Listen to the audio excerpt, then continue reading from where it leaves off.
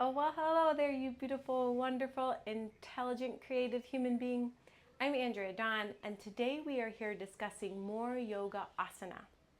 And remember, the asana is the physical practice of yoga, and the goal of that physical practice is for us to have the ability to maintain a strong and steady seat so that we can meditate. And in that meditation, that's where we find our way towards samadhi, or the eighth limb of yoga, or the ability to reside in our true nature, which we must, at some point then, acknowledge that we do have a true nature and that everything we might be identifying with, our sex, our job, our income, our car, our house, whatever, is not our truth.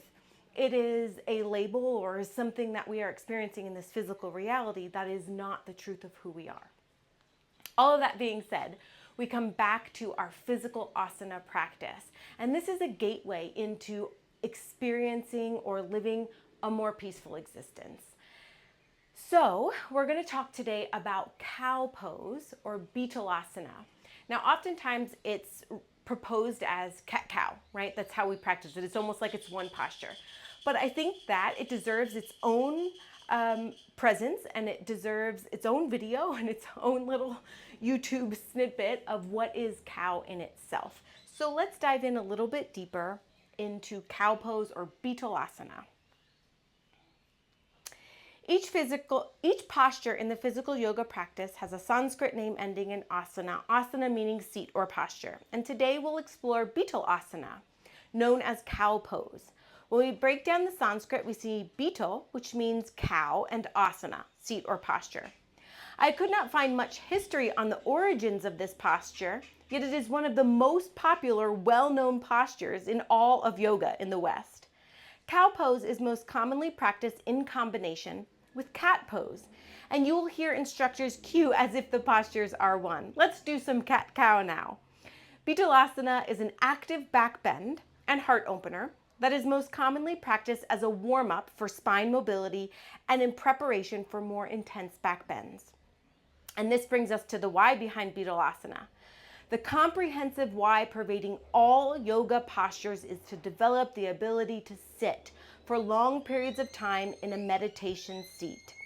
And while sitting sounds simple, the majority of adults in the West cannot sit cross-legged on the floor, much less for any length of time. So let us not minimize the consistent practice that is required for such strength, mobility, and stamina to be acquired. The constant reminder of asana that we hear in every posture name can help us tame our sometimes misguided goals in our asana practice. When we are striving for arm balances and handstands and splits, we can recall the true goal of yoga, the seat, and reset our navigation systems to align with inner peace rather than outer performance. Bitilasana creates spinal extension, which strengthens the back body while stretching the front body. This posture also has the potential to improve lung function, respiratory health, increase circulation, improve digestion, relieve back pain, as well as improve posture. Because this posture is often practiced with cat pose, it also aids in spinal mobility as well as a general awareness of the spine itself and its natural curvature. Bitilasana can have symbolic, metaphoric, and meaningful significance to our own personal whys. When we consider the Sanskrit translation of the posture, Bitil stands out, which translates to cow. The veneration of the cow in India can be traced all the way back to the Vedic period, 2nd millennium BCE. The cow is a representation of the divine, the mother, and celebrated for her ability to nourish through milk, curd, butter, urine, and dung. With the rise of yoga and ahimsa, nonviolence, the killing of the cow became a capital offense. Cat-cow is prevalent in a lead asana class, and chances are great that it will be cued at some point, so even more reason to give it meaning. Consider asana nourishment to your body, mind, and spirit, and recommit to this nourishment each and every practice. Ask yourself how you need to be nourished and be the mother who provides that nourishment to yourself. When you feel nourished, cared for, loved, and protected, you can deeply understand the nature of what it means to nourish.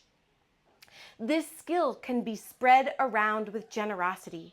How can you nourish the day, this moment, your relationships in the earth?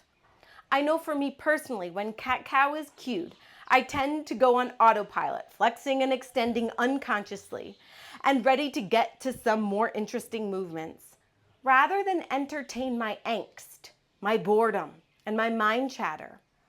This is the exact moment I can reconnect with the sanctity of the Divine Mother and decide to nourish my presence over my tired old program. This is your reminder that only you can make your cow matter. And while I really feel it's important to dive into the deeper meaning behind each posture, the purpose is not to give you more mind chatter or more things to just think about, but to perhaps begin to equate the posture with something more meaningful, so that it's not that while I'm doing cat-cow, I'm going into all of these reflective questions. How can I nourish myself? But like I'm not adding more, but it's just now that I have done that reflection. I have studied cow pose and what it's really about.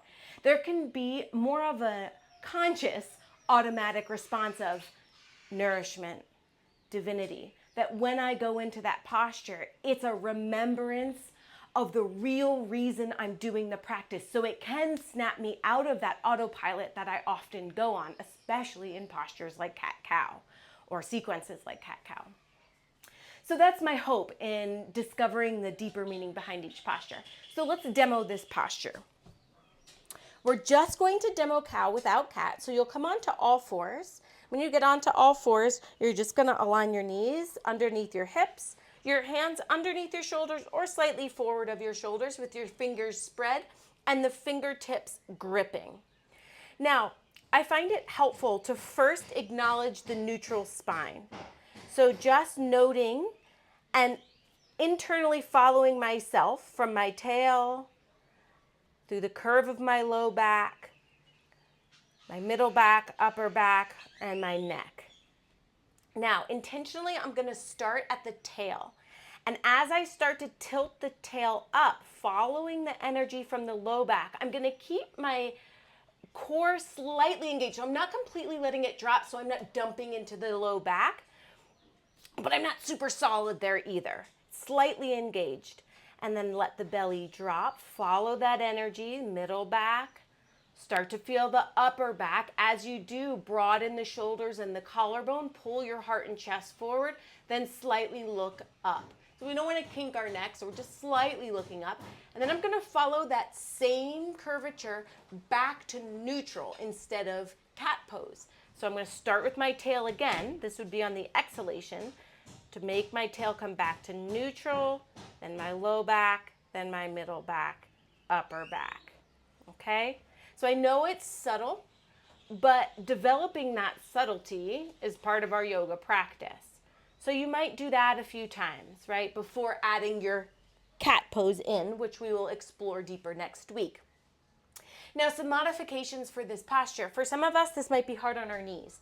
So we could double fold our mat. We could put a blanket underneath our knees. For some of us, this might be hard on the wrist, which is why we're gripping through the finger pads, right? That's helpful for the wrist. But we could also bring your hands into fists, right? So instead of my fist being this way, I'm making the thumb part of my fist go forward, right? So you could do your cat-cow from here. Another thing you could do, and I don't have blocks here, but you could bring your forearms onto blocks. So you're still up here, right? So I'm still in that alignment, and do some cat-cow from there. If you want to deepen it, you could come onto your forearms and work into some cat-cow here. So many different variations. You could do cat-cow standing on your knees. Different arm variations you could add. You could do cat-cow seated. You could do cat-cow standing, right? Or just cow or just cat. but acknowledging that flexion and extension and spinal mobility as being something that is integral in our yoga practice. So I hope that was helpful in making cow pose more significant to your practice and giving you some ideas of how you can connect cow pose with the Divine Mother, with Mother Earth, with nourishment, with ahimsa, with nonviolence.